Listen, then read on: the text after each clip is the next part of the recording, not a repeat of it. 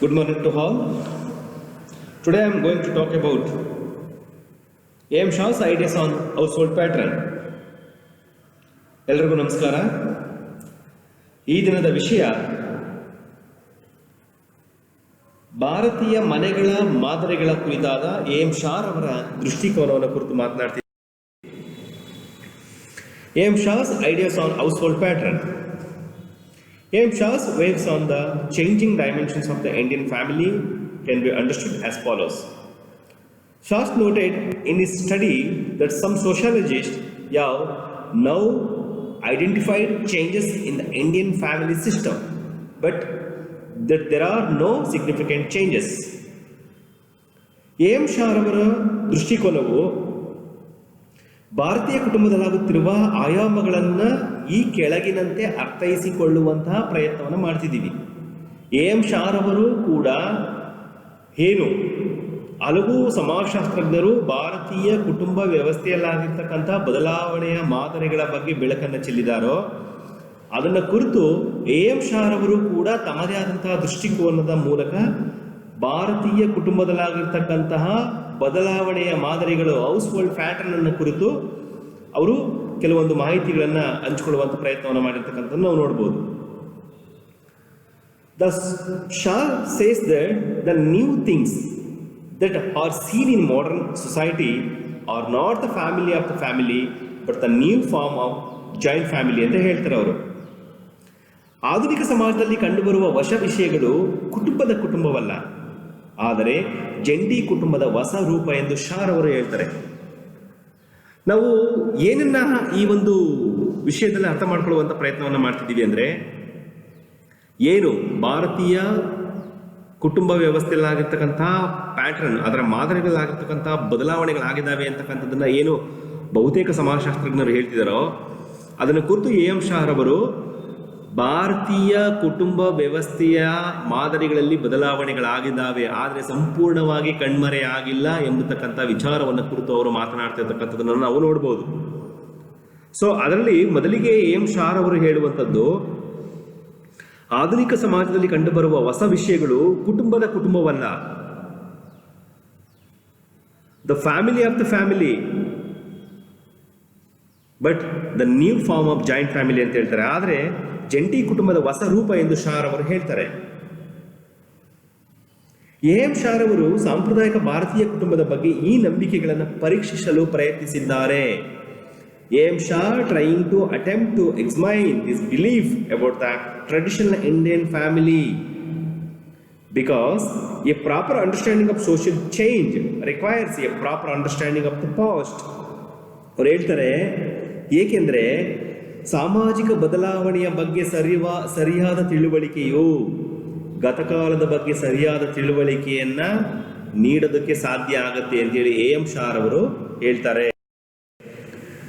Changing patterns ಬಗ್ಗೆ ಅವರು ಏನು ಮಾತಾಡ್ತಾರೆ, ಏನು ಗುರುತಿಸಿದ್ದಾರೆ ಅಂತೇಳಿ ಅವ್ರು ಹೇಳ್ತಾರೆ, the belief that large and joint households were widely prevalent in British India is probably false ಅಂತ ಹೇಳ್ತಾರೆ ಅವರು. ಬ್ರಿಟಿಷ್ ಪೂರ್ವ ಭಾರತದಲ್ಲಿ ದೊಡ್ಡ ಮತ್ತು ಜಂಟಿ ಕುಟುಂಬಗಳು ವ್ಯಾಪಕವಾಗಿ ಪ್ರಚಲಿತದಲ್ಲಿದ್ದವು ಎಂಬ ನಂಬಿಕೆ ಬಹುಶಃ ಸುಳ್ಳು. ಯಾಕೆಂದರೆ 19ನೇ ಶತಮಾನದ ಆರಂಭದ ದಶಕಗಳಲ್ಲಿ ಮನೆಯ ಸರಾಸರಿ ಗಾತ್ರವು ಈ ಕೆಳಗಿನಂತೆಯೇ ಹೆಚ್ಚು ಕಡಿಮೆ ಇತ್ತು ಅಂತ ಅವರು ಹೇಳ್ತಾರೆ. In the early decades of the 19th century was more or less than same as it is now. ಈಗ ಹೇಗಿತ್ತೋ ಹಾಗೇ ಇತ್ತು ಅಂತ ಅವರು ಹೇಳ್ತಾರೆ. ಸೊ ಅವರು ಮತ್ತೊಂದು ಹೇಳ್ತಾರೆ, as a residential unity of pattern kin and their waves and the family conceived as an ideal or a legal and emotional society ಅಂತ ಹೇಳಿ. ಯಾಕೆ ಅವರು ಈಗಿನಂತೆ ಇತ್ತು ಅಂತ ಹೇಳ್ತಾರೆ ಅಂತಂದರೆ, ಪಿತೃ ರಕ್ತ ಸಂಬಂಧಿ ಮತ್ತು ಅವರ ಹೆಂಡತಿಯರು ಮತ್ತು ಕುಟುಂಬದ ವಸತಿ ಐಕ್ಯತೆಗಾಗಿ ಆದರ್ಶ ಅಥವಾ ಕಾನೂನು ಭಾವನಾತ್ಮಕ ಘಟಕವಾಗಿ ಕಲ್ಪಿಸಲಾಗಿತ್ತು. ಅದನ್ನು ನೋಡ್ತಿದ್ವಿ ನಾವು. ಅದಕ್ಕೋಸ್ಕರ ಜಾಯಿಂಟ್ ಕುಟುಂಬ ಇತ್ತು. ಅಂಥ ವಸತಿ ಐಕ್ಯತೆಯು ಯಾವ ಥರದ್ದು, ಇಂಥ ವಸತಿ ಐಕ್ಯತೆಯು ಹಳ್ಳಿಗಳಿಗಿಂತ ಪಟ್ಟಣಗಳಲ್ಲಿ ಮತ್ತು ಇತರರಿಗಿಂತ ಉನ್ನತ ಮತ್ತು ಸಂಸ್ಕೃತಾನುಕರಣಗೊಂಡಂತಹ ಜಾತಿಗಳಲ್ಲಿ ಹೆಚ್ಚಾಗಿ ಕಂಡು ಬರುವಂಥದ್ದನ್ನು ನಾವು ನೋಡ್ಬೋದು. ಇನ್ನೂ ಆ ಥರದ ಫ್ಯಾಮಿಲಿಗಳಿದಾವೆ ಅಂತಕ್ಕಂಥ ಮಾತನ್ನು ಅವ್ರು ಹೇಳ್ತಿದ್ದಾರೆ.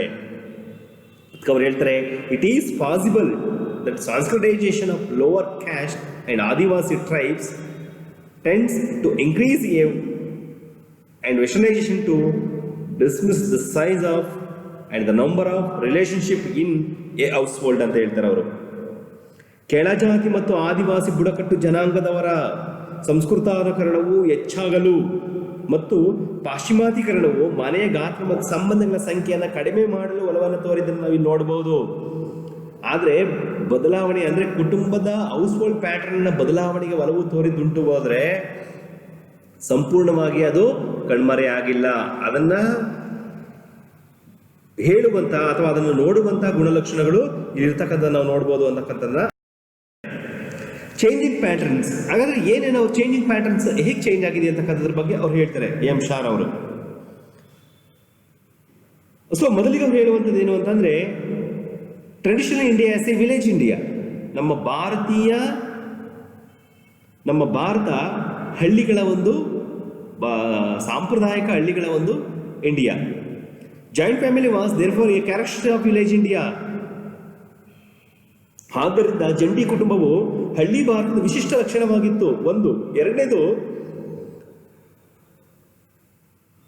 Urban area are new and characterised by the elementary family. ನಗರ ಪ್ರದೇಶಗಳು ಹೊಸದು ಮತ್ತು ಇವುಗಳಿಂದ ನಿರೂಪಿಸಲ್ಪಟ್ಟಂತಹ ಪ್ರಾಥಮಿಕ ಕುಟುಂಬವಾಗಿ ಗೋಚರಿಸ್ತಕ್ಕಂಥ ನಾವು ನೋಡ್ಬೋದು.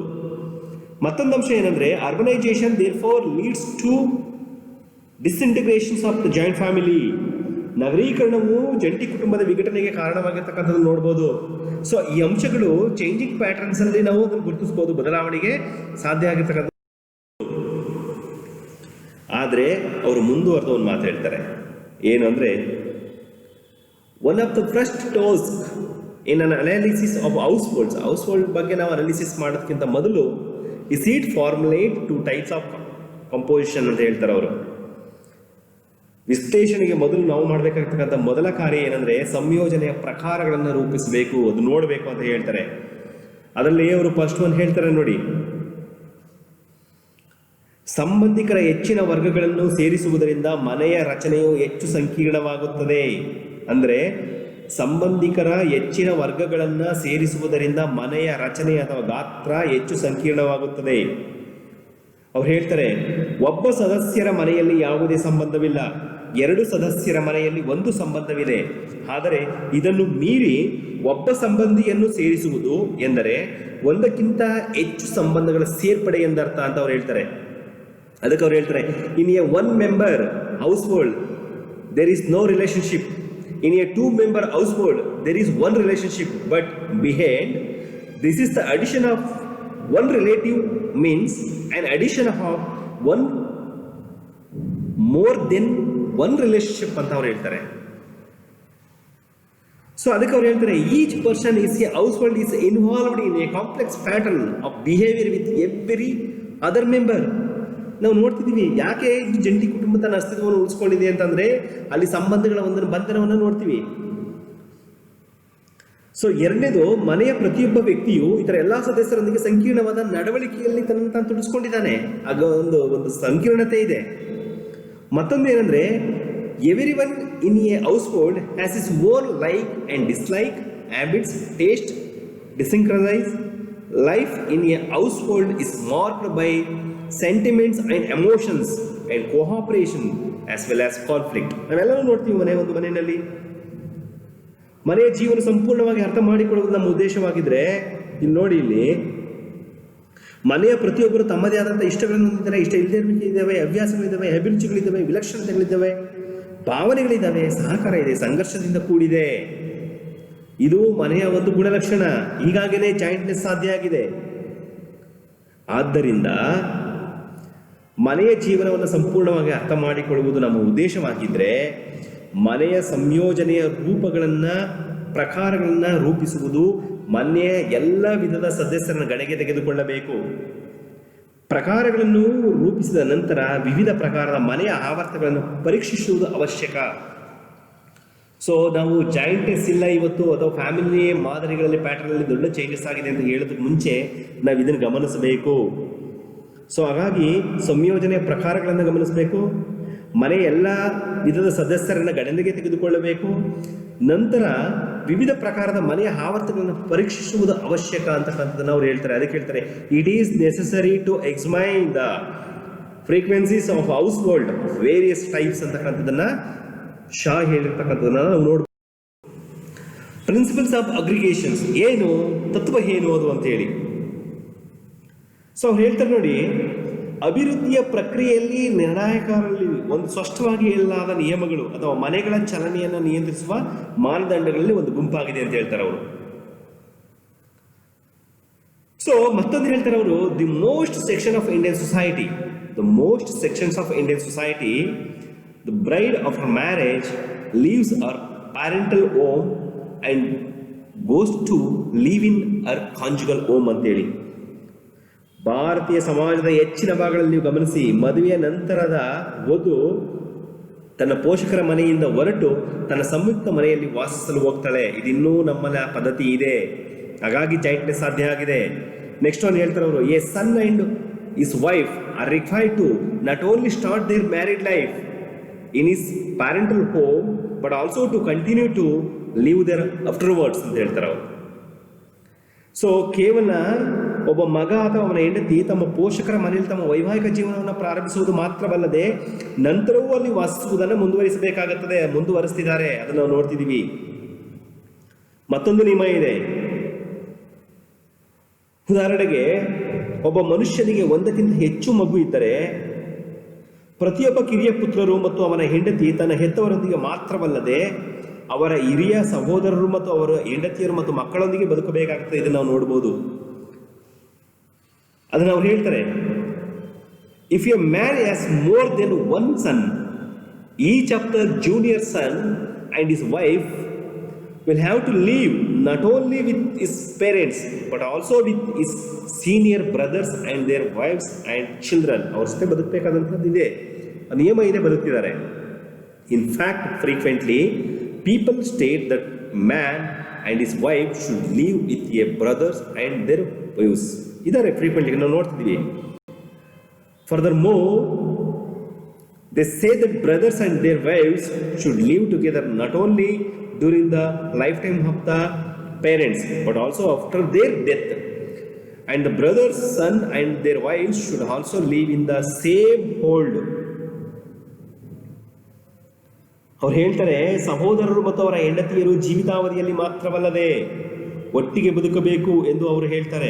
ಅದಷ್ಟೇ ಅಲ್ಲ, ಪೋಷಕರ ಮರಣದ ನಂತರವೂ ಕೂಡ ಸಹೋದರರ ಪುತ್ರರು ಮತ್ತು ಅವರ ಹೆಂಡತಿಯರು ವಾಸಿಸುವಂತಹ ಒಂದು ಗುಣಲಕ್ಷಣಗಳಿರ್ತಕ್ಕಂಥದ್ದನ್ನು ಅಥವಾ ನಿಯಮಗಳಿರ್ತಕ್ಕಂಥದ್ದನ್ನು ನಾವು ಕುಟುಂಬದಲ್ಲಿ ನೋಡ್ತಿದ್ದೀವಿ. ಅದು ಕುಟುಂಬದ ಜಂಟಿತ್ವಕ್ಕೆ ಇವತ್ತಿಗೂ ಕೂಡ ಕಾರಣ ಆಗಿದೆ ಅಂತಕ್ಕಂಥದ್ದನ್ನು ಅವರು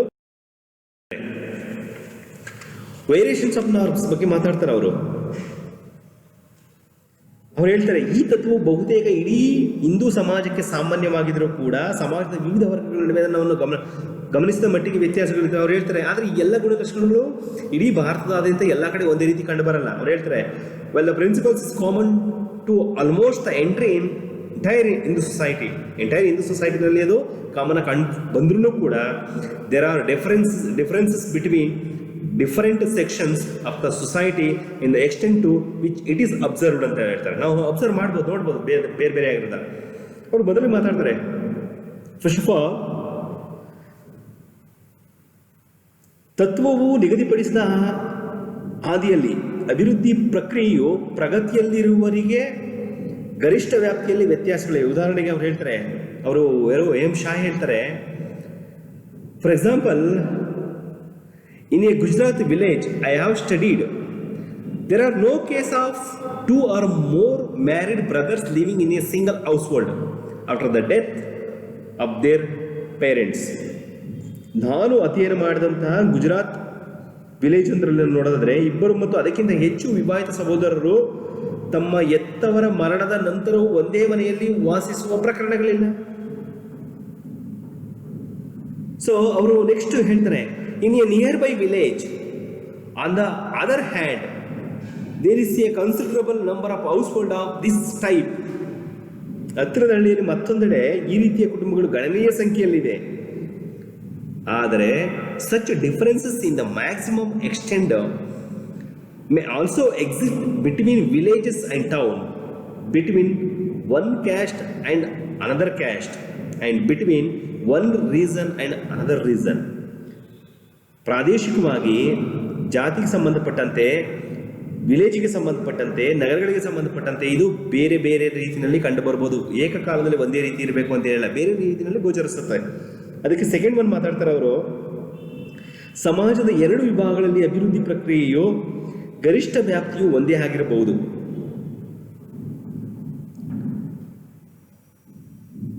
ಈ ವ್ಯಾಪ್ತಿಯಲ್ಲಿ ಇರುವ ಆಚರಿಸುವ ಪ್ರಕರಣಗಳ ಆವರ್ತಗಳಲ್ಲಿ ವ್ಯತ್ಯಾಸಗಳಿರ್ತಕ್ಕಂಥದ್ದನ್ನು ನಾವು ನೋಡಬಹುದು ಅಂತ ಅವರು ಹೇಳ್ತಾರೆ. ಯಾಕೆ ಈ ಅಂಶವನ್ನ ಅವರು ಹೇಳ್ತಿರು ಅಂತಂದ್ರೆ, variation continue ಆಗುತ್ತೆ. One of the factors affecting the degree of extension of the principles of residential unity of patriarchy and their waves appear to be the degree of sensitization of a caste. ಅವರು ಹೇಳ್ತಾರೆ, ರಕ್ತ ಸಂಬಂಧಿ ಮತ್ತು ಅವರ ಹೆಂಡತಿಯರ ವಸತಿ ಏಕತೆಯ ತತ್ವದ ವಿಸ್ತರಣೆಯ ಮಟ್ಟವನ್ನು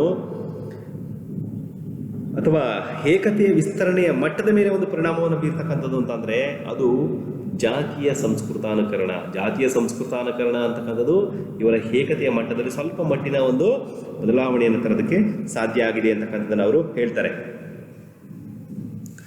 ಅವ್ರು ಹೇಳ್ತಾರೆ, this is due to the great emphasise which the Hindu scripture lie on the high degree of observation of these principles ಅಂತೇಳಿ. ಹಿಂದೂ ಧರ್ಮ ಗ್ರಂಥಗಳು ಈ ತತ್ವದ ಉನ್ನತ ಮಟ್ಟದ ಆಚರಣೆಗೆ ಹೆಚ್ಚು ಒತ್ತು ನೀಡಿರ್ತಕ್ಕಂಥದ್ದು ನಾವು ಗುರುತಿಸಬಹುದು. ಹಾಗಾಗಿ ಸಾಧ್ಯ ಆಗಿದೆ ಅದು. ಮತ್ತೊಂದು ಹೇಳ್ತಾರೆ, the rituals higher caste var under the greater in fact of the scripture have a higher degree of extension of the principles ಅಂತ ಹೇಳ್ತಾರೆ ಅವರು. ಅಂದರೆ ಧರ್ಮಗ್ರಂಥಗಳು ಹೆಚ್ಚಿನ ಪ್ರಭಾವದಲ್ಲಿರುವ ವಿಧಿವಿಧಾನದ ಉನ್ನತ ಜಾತಿಗಳು ತತ್ವದ ವಿಸ್ತರಣೆ ಹೆಚ್ಚಿನ ಮಟ್ಟವನ್ನು ಹೊಂದಿವೆ. ತತ್ವದ ವಿಸ್ತರಣೆಯ ಮಟ್ಟವನ್ನು ಪರಿಣಾಮ ಬೀರುವ ಮತ್ತೊಂದು ಅಂಶವೆಂದರೆ ಅಡ್ಡ ಸೋದರ ಸಂಬಂಧಿ ಮತ್ತು ಚಿಕ್ಕಪ್ಪ ಸೋದರ ಸೊಸೆಯ ವಿವಾಹಗಳನ್ನು ನಾವು ಗುರುತಿಸಬಹುದು ಅಂತ ಹೇಳ್ತಾರೆ. ಇವತ್ತು ಚೇಂಜಸ್. ಸೊ ಅದಕ್ಕೆ ಒಟ್ಟಾರೆಯಾಗಿ it's important of note that process of progressive and regressive development as an stimulus in the society taken as whole ಅಂತ ಅವ್ರು ಹೇಳ್ತಾರೆ. ಒಟ್ಟಾರೆಯಾಗಿ ತೆಗೆದುಕೊಂಡು ಸಮಾಜದಲ್ಲಿ ನಾವು ನೋಡಿದ್ರೆ ಪ್ರಗತಿಪರ ಮತ್ತು ಹಿಂಜರಿತ ಬೆಳವಣಿಗೆಯ ಪ್ರಕ್ರಿಯೆಗಳು ಏಕಕಾಲದಲ್ಲಿ ನಡೆಯುತ್ತವೆ ಎಂಬುದನ್ನು ಗಮನಿಸುವುದು ಇಲ್ಲಿ ಮುಖ್ಯ. ಏಕಕಾಲದಲ್ಲಿ ನಡೀತವೆ. ಕೆಲವು ಪ್ರಗತಿಪರ ಬೆಳವಣಿಗೆಗಳು ನಡೀತಿದ್ದಾವೆ, ಹಿಂಜರಿತ ಬೆಳವಣಿಗೆಗಳು ಇರ್ತಕ್ಕಂಥದ್ದು ನಾವು ನೋಡ್ಬೋದು. ಈ ನಿಟ್ಟಿನಲ್ಲಿ ಒಂದು ಮನೆಯು ಪ್ರಗತಿಗೆ ಒಳಗಾಗಬಹುದು, ಇನ್ನೊಂದು ಮನೆ ಹಿಂಜರಿತಕ್ಕೆ ಒಳಗಾಗಬಹುದು. ಇದರ ಪರಿಣಾಮವಾಗಿ ಸಮಾಜದಲ್ಲಿ ಯಾವಾಗಲೂ ಸಣ್ಣ ಮತ್ತು ಸಂಯೋಜನೆಯ ಸರಳವಾದ ಮನೆಗಳು ಇರ್ತವೆ ಅಂತ ಹೇಳ್ತಾರೆ. As a result there are always households in the society which are small and simple in composition ಅಂತ ಅವ್ರು ಹೇಳ್ತಾರೆ. Along with household which are large and complex in the composition, when a complex household say of 2 or more married brothers ಅಂತ ಹೇಳ್ತಾರೆ. So ಈ ನಿಟ್ಟಿನಲ್ಲಿ ವಿವಾಹಿತ ಸಹೋದರರು ಸಂಕೀರ್ಣ ಮನೆಯ ವಿಭಜನೆಯಾದಾಗ 2 ಅಥವಾ ಹೆಚ್ಚಿನ ಪ್ರತ್ಯೇಕ ಕುಟುಂಬಗಳು ಅಸ್ತಿತ್ವಕ್ಕೆ ಬರ್ತವೆ ಅಂತ ನಾವು ನೋಡ್ಬೋದು. ಫೈನಲಿ ಅವ್ರು ಹೇಳುವಂಥದ್ದು ಏನು ಅಂತ ಅಂದರೆ, ಈ ಜಂಟಿಯಾಗಿ ಹಿಡಿದಿಟ್ಟುಕೊಳ್ಳುವಂಥದ್ದು ಅಂದರೆ ಅನೇಕ ಸಂದರ್ಭಗಳಲ್ಲಿ ಹಬ್ಬಗಳನ್ನು ಮಾಡುವಂಥದ್ದು, ಆಚರಣೆಗಳನ್ನು ಮಾಡುವಂಥದ್ದು, ಸಮಾರಂಭಗಳನ್ನು ಮಾಡುವಂಥದ್ದು ಜಂಟಿ ಕುಟುಂಬಗಳ ಉಳಿವಿಗೆ ಸಾಧ್ಯತೆ ಆಗಿದೆ. ಹಾಗಾಗಿ ಜಂಟಿ ಕುಟುಂಬಗಳು ಸಂಪೂರ್ಣವಾಗಿ ಕಣ್ಮರೆಯಾಗಿದ್ದಾವೆ ಅಂತ ಹೇಳೋದಕ್ಕೆ ನಾವು ಸಾಧ್ಯ ಇಲ್ಲ. ಜಂಟಿ ಕುಟುಂಬಗಳ ಅಸ್ತಿತ್ವ ಇಂಡಿಯನ್ ಸೊಸೈಟಿನಲ್ಲಿ ಇರ್ತಕ್ಕಂಥದ್ದು ನಾವು ನೋಡ್ಬೋದು ಅಂತ ಹೇಳಿ ಅವರು ಹೇಳ್ತಾರೆ. This is also A normal process which highlights the importance of technical distinction between household and family mentioned at the outside. Thus, 2 or more households may be separate, but they may continue of the family ಅಂತ ಹೇಳಿ ಅವರು ಗುರುತಿಸ್ತಾರೆ. So ಹಾಗಾಗಿ ಕುಟುಂಬದ ನಡುವಿನ ತಾಂತ್ರಿಕ ವ್ಯತ್ಯಾಸದ ಮಹತ್ವವನ್ನು ತೋರುವಂಥದ್ದು ನೋಡ್ಬೋದು. ಹಾಗಾಗಿ ಅವ್ರು ಹೇಳುವಂಥದ್ದು ಜಂಟಿ ಕುಟುಂಬದ ಅಸ್ತಿತ್ವಗಳು ಇನ್ನೂ ಕೂಡ ಭಾರತೀಯ ಸಮಾಜದಲ್ಲಿ ಇರುವಂಥದ್ದು ನಾವು ಗಮನಿಸ್ಬೋದು ಅಂತ ಹೇಳಿ ಅವರು ಹೇಳ್ತಾರೆ.